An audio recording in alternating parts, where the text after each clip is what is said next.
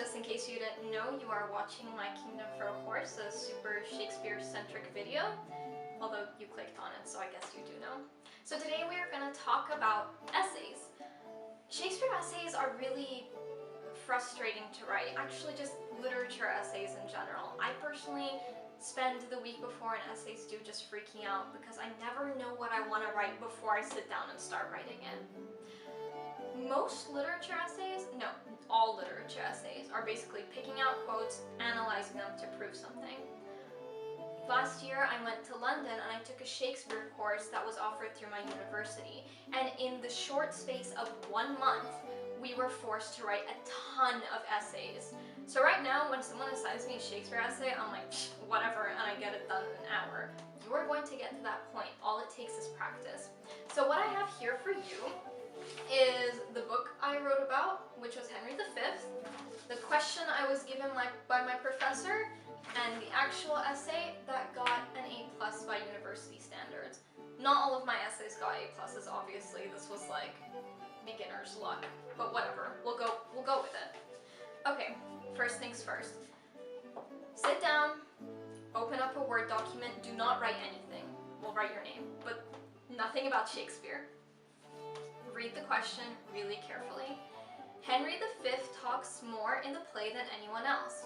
To characterize Henry's various styles of speaking, find 3 or 4 places where Henry speaks, quote them, then try to describe how each passage reflects one of Henry's ways of talking, one of Henry's ways of acting through words. This is a great question. It's a question about a character. I love character questions, and you know what? You should too, because anything you say is basically right. Nobody can argue with you. The only person who actually knows the answer is Shakespeare, and he's dead, so you can make up whatever you want. It has to make sense, and you need to be able to support it, but you can make up anything. Okay, you have your question. You know what you're supposed to be finding. You're looking for different ways to analyze the way Henry speaks. It's actually really weird for me to call him Henry. I call him Hal, even after he becomes king. I don't know, after Henry IV, it's stuck forever. But that's not the point. You have your question, put it away. Next, take out your book and clear your mind. You have read this, you know what you are looking for. You are looking for specific moments, specific lines that you felt showed that Henry was, you know, acting differently around certain people than he does around others. And he does. If you read Henry V very carefully, he really does. Open up your book, type out the quotes on your Word document, all of them. Never ever flip through a book while you're writing a paper. It will disrupt your train of thought. If you have everything out in front of you, it's going to be really easy for you to just be like, and for this quote, blah, blah, blah, blah, blah. Quote, analyze, quote, analyze, quote, analyze. All literature essays are like that. It is a foolproof formula. So let's see what I did. Obviously, I picked some quotes out. Don't remember which ones because this was a year ago. Okay. Let's see. Act 4, Scene 1, lines 6 to 23.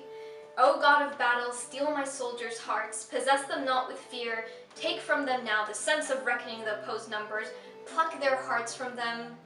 I put a bunch of dots because it's a long, long speech. So let's see.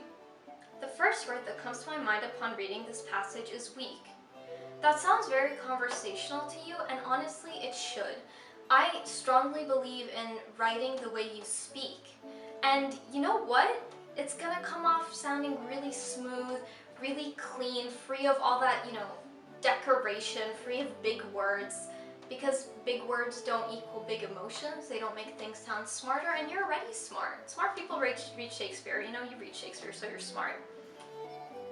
So when I read this, Henry is basically begging to have his, you know, soldiers not die. The Battle of Agincourt was pretty bad in terms of numbers. The French had like 1 million more. That's an exaggeration, but you get what I mean. Henry is alone and begging God to protect his army and forgive his father. Henry IV wasn't a nice guy. He went up to Richard II and was like, give me your crown. Richard II was like, okay, have it, don't hit me.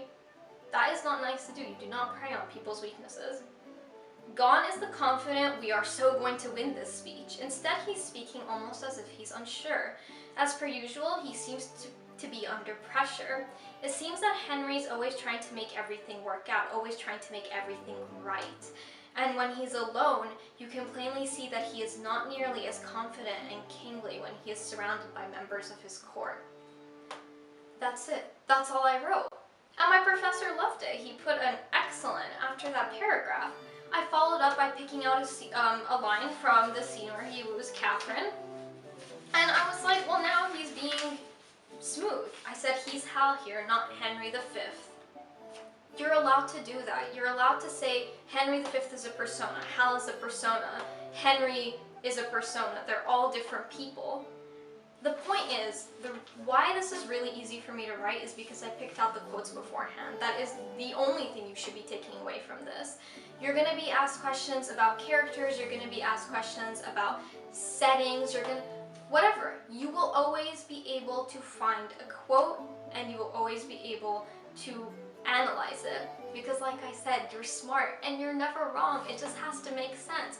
Henry might not be weak, he might be super strong. He just might be like, hey God, we're friends, protect my soldiers. But to me, in my head, his voice is wavering and he's freaking out. Nobody can tell me that's wrong. There aren't even any, it's not like Shakespeare puts in brackets with passion or strongly. The words are just there. It's up to you to analyze them. That is it for this episode. If you are having a lot of trouble with an essay, feel free to email me and I will give you feedback. You can send me your thesis, the first paragraph. I can try to help you, to the best of my ability. I'm not an English major, but I will try. And I hope you enjoyed this episode, and I hope you subscribe and follow us on Tumblr and talk to me on Tumblr because I love talking about Shakespeare. I will see you next week, and happy writing.